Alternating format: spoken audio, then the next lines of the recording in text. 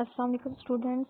آج ہم جو ہے DBMS کا سیکنڈ لیکچر ڈسکس کریں گے. آپ کا فرسٹ چیپٹر چلا introduction to database management system. اس میں ہم لوگوں نے فرسٹ لیکچر میں جو ڈسکس کیا تھا وہ تھا ہمارے پاس database DBMS data information ان سب کی ڈیفینیشنس کو ڈسکس کیا تھا.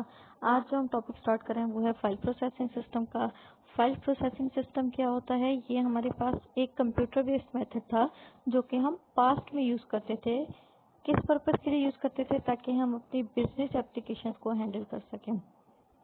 It is the first computer-based method to handle business applications. In the past, many organizations stored data in files on tape or disk. The data was managed using file processing system. In a typical file processing system, each department in an organization has its own set of files. These files are designed specifically for their own applications. اب وہ کہہ رہے ہیں کہ ہمارے پاس پاس میں جو ہے بہت ساری آرگنائزیشنز جو ہیں فائل پروسیسنگ سسٹم کو یوز کرتی تھی. فائل پروسیسنگ سسٹم کو یوز کرتے ہوئے ڈیٹا کو اسٹور کرتی تھی. کس کے اوپر؟ اسٹوریج میڈیا کے اوپر، جو کہ ہوتی تھی ٹیپ ڈرائیوز یا پھر ڈسک ڈرائیوز. اس کے علاوہ جو ہمارے پاس ٹپیکل فائل پروسیسنگ سسٹم تھا اس میں کسی بھی ادارے یا آرگنائزیشن کے اندر، کوئی بھی بزنس آرگنائزیشن ہے، اس میں ہر ڈپارٹمنٹ کے لیے الگ سیٹ آف فائلز جو ہیں وہ مینیج کی جا رہی ہوتی تھی. اور یہ فائلز جو ہیں مینیج کس طرح سے ہو رہی ہوتی تھی؟ Through different applications. یعنی ہر فائل کی، ہر جو فائلز کا سیٹ ہوتا تھا اس کے لیے اسپیسیفک ایپلیکیشن بنی ہوتی تھی. ایپلیکیشن کیا ہے؟ ایپلیکیشن ہمارے پاس پروگرام ہے یا ہم اسے سافٹ ویئر بھی کہہ سکتے ہیں جو کہ سیٹ آف فائلز کو جو ہے وہ مینیج کر رہا ہوتا تھا. یعنی کہ آپ کی ایک آرگنائزیشن میں جتنے بھی سیٹ آف فائلز ہیں ان سب کے لیے اسپیسیفکلی جو ہے وہ ڈفرینٹ ایپلیکیشن ڈیزائن کی جاتی تھی. تو یہ تھا ہمارے پاس فائل پروسیسنگ سسٹم جو کہ پاس میں یوز ہوتا تھا. فائل پروسیسنگ سسٹم میں ہمارے پاس آپ دیکھ سکتے ہیں یوزر ہے، یوزر اس کے بعد اسٹوڈنٹ پروسیسنگ سسٹم ہے.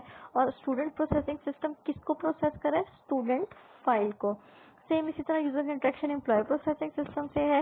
اور یہ جو پروسیسنگ سسٹم ہے امپلائی کا، یہ صرف اور صرف کون سے ڈیٹا کو جو ہے وہ پروسیس کرے گا؟ امپلائیز فائل کے ڈیٹا کو جو ہے وہ مینیج کرے گا. تو یہ تھا ہمارے پاس فائل پروسیسنگ سسٹم. لیکن یہ ہمارے پاس ایک کیا کہتے ہیں ٹریڈیشنل میتھڈ تھا جو کہ پہلے یوز ہوتا تھا. لیکن اس میں کافی سارے ڈرا بیکس تھے یا ڈس ایڈوانٹیجز تھے. کیا تھے ڈس ایڈوانٹیجز؟ وہ ڈسکس کرتے ہیں. Disadvantages of file processing system. سب سے پہلا ہے ڈیٹا ریڈنڈنسی. ڈیٹا ریڈنڈنسی کسے کہتے ہیں؟ ڈپلیکیشن آف ڈیٹا کو. ڈپلیکیشن یعنی آپ کا ڈیٹا جو ہے وہ ریپیٹ ہو رہا ہے یا ڈپلیکیٹ جو ہے آپ کا ڈیٹا آ رہا ہے. اس میں ہمارے پاس کیا پاسبلٹی ہو سکتی ہے کہ جو بھی آپ کے اسٹوڈینٹس ہیں، فار ایگزامپل اسٹوڈینٹس جو ہیں ہمارے پاس کالج کے، اگر ان کا ڈیٹا جو ہے بار بار ریپیٹ ہو رہا ہے ڈفرینٹ فائلس کے اندر، تو اس کا مطلب ہے کہ اس میں ڈیٹا ریڈنڈنسی ہو رہی ہے، ڈپلیکیشن آف ڈیٹا ہو رہی ہے. اور یہ ڈس ایڈوانٹیج ہے. کیوں ہے؟ کیونکہ آپ کو پتا ہے کہ ایک ہی ڈیٹا جتنی دفعہ ڈپلیکیٹ ہوگا، بار بار ریپیٹ ہوگا، تو اس سے کیا ہوگی؟ ہماری جو اسٹوریج ہوتی ہے وہ ویسٹ ہوگی. سیکنڈ پوائنٹ ہے یا سیکنڈ ڈس ایڈوانٹیج ہے ڈیٹا انکنسسٹینسی.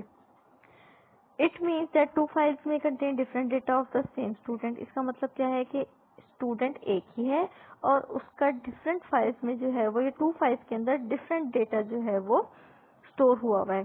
تو ڈیٹا ہمارے پاس کیا ہو گیا؟ انکنسسٹنٹ ہو گیا. کنسسٹینسی نہیں ہوئی کیونکہ اگر ایک اسٹوڈنٹ تھا تو اس کا دونوں فائلوں میں ڈیٹا کیا ہونا چاہیے تھا؟ سیم ہونا چاہیے تھا.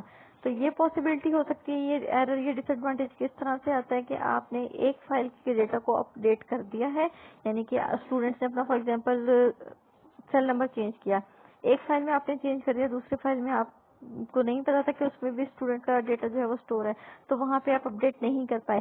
اب ایک ہی اسٹوڈنٹ ہے لیکن دو فائلز میں اسٹوڈنٹ کا ڈیٹا جو ہے وہ کیا ہے؟ ڈفرینٹ ہے. ایک جگہ پہ کوئی اور نمبر ہوگا اس کا سیو ہوگا اور دوسری فائل میں اس کا جو نمبر ہے وہ کوئی اور سیو ہوا ہوگا. تو یہ ہمارے پاس کیا دے گی؟ Inconsistency of data. تھرڈ ہے ڈیٹا ڈیپینڈنس. ڈیٹا ڈیپینڈنسی ہمارے پاس کیا ہوتی ہے؟ In the file data stored in specific format. If the format of any of the file is changed, then the program for processing this file needs to be changed. Data dependency ہوتی ہے یعنی کہ آپ کا جو بھی data جو آپ نے فائل میں اسٹور کیا گیا ہے اس کے اکارڈنگ جو ہے آپ کی پروگرامس یا اپلیکیشن بنی ہوئی ہوتی ہیں. اگر آپ جو ہے ڈیٹا کا فارمیٹ ذرا سا بھی چینج کرتے ہیں تو آپ کو اس کے لیے پروگرام بھی چینج کرنا پڑے گا. پروگرام کون سا ہے؟ वो प्रोग्राम या प्रोग्राम को सॉफ्टवेयर भी कह सकते हैं, प्रोग्राम को यहाँ पर एप्लीकेशन भी कह सकते हैं, वो प्रोग्राम या एप्लीकेशन या सॉफ्टवेयर जो आपकी फाइल्स को मैनेज कर रहा था, क्योंकि आपको पता है कि डेटा स्टोर किया हुआ आपने फाइल्स में, और उन फाइल्स को जो क्या कहते हैं मैनेज कर रहा है वो सिस्टम क्या था, फाइल प्रोसेसिंग सिस्टम, जिसे हम डिस्कस कर रहे हैं। तो हमारे पास फाइल प्रोसेसिंग सिस्टम में क्या होता है, डेटा डिपेंडेंसी होती है, आपका डेटा जो है वो डिपेंड कर रहा होता है आपके प्रोग्राम पे। अगर आप डेटा के फॉर्मेट में चेंज लेके आते हैं तो आपको अकॉर्डिंगली अपने प्रोग्राम को या अपनी एप्लीकेशन को भी चेंज करना पड़ेगा। तो ये हमारे पास इसका एक ड्रॉबैक है कि एक चीज के माइनर से चेंज की वजह से आपको बार बार अपनी एप्लीकेशन को या अपने प्रोग्राम को भी चेंज करना पड़ेगा। उसके बाद आता है डेटा आइसोलेशन। डेटा आइसोलेशन क्या होता है, the data is isolated from each other in different files. आपका डेटा जो है सेपरेट पड़ा हुआ होता है फाइल्स के अंदर या आइसोलेटेड होता है। एग्जाम्पल इसकी बता देती हूँ कि फॉर एग्जाम्पल एक आपकी फाइल है जिसमें स्टूडेंट की इंफॉर्मेशन सेव है, एक आपके पास फाइल है जिसमें फी की इंफॉर्मेशन सेव है। अब जिन बच्चों ने फीस नहीं दी तो उनका नाम या उनका हमें क्या कहते हैं कॉन्टेक्ट नंबर या ईमेल चाहिए होगी, तो वो हमें कहाँ से मिलेगी, स्टूडेंट फाइल से। और अगर हमने उसकी फी चेक करनी है कि उसने पे करनी है अभी या नहीं की या कर दी है, तो वो हमें कहाँ से रिकॉर्ड मिलेगा, फी वाली फाइल में से। यानी कि दो सेपरेट फाइल्स हैं, तो हमें क्या करना पड़ेगा, मल्टीपल फाइल्स में से डेटा एक्सेस करना पड़ेगा। मैं देखूंगी स्टूडेंट कौन सा, उसका रोल नंबर कौन सा है, और फिर देखूंगी फाइल वाले में कि क्या उस स्टूडेंट की फी पे हो चुकी है या नहीं हुई। तो जब मुझे मोर देन वन फाइल्स में से डेटा रिट्रीव करना पड़ेगा, देखना पड़ेगा, तो ये हमारे पास एफपीएस में यानी कि फाइल प्रोसेसिंग सिस्टम में क्या है, एक डिसएडवांटेज है कि यहाँ पे डेटा जो है वो आइसोलेटेड होता है, यानी कि मल्टीपल फाइल्स में पड़ा होता है, आप उनको एक साथ एक्सेस नहीं कर सकते।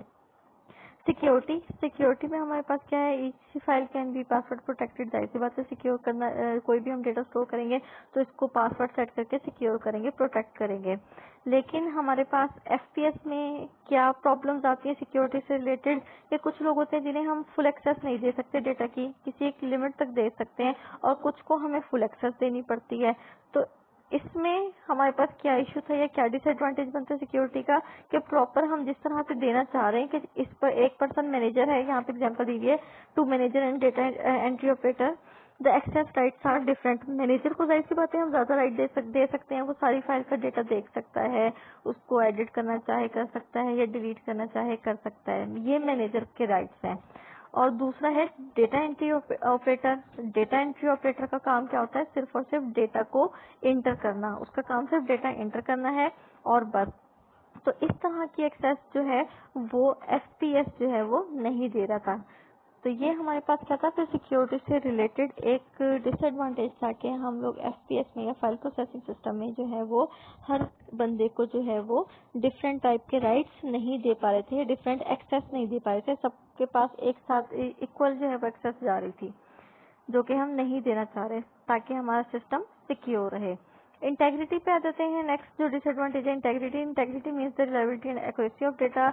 Integrity checks are not easy to apply, for example roll number and marks should be numeric.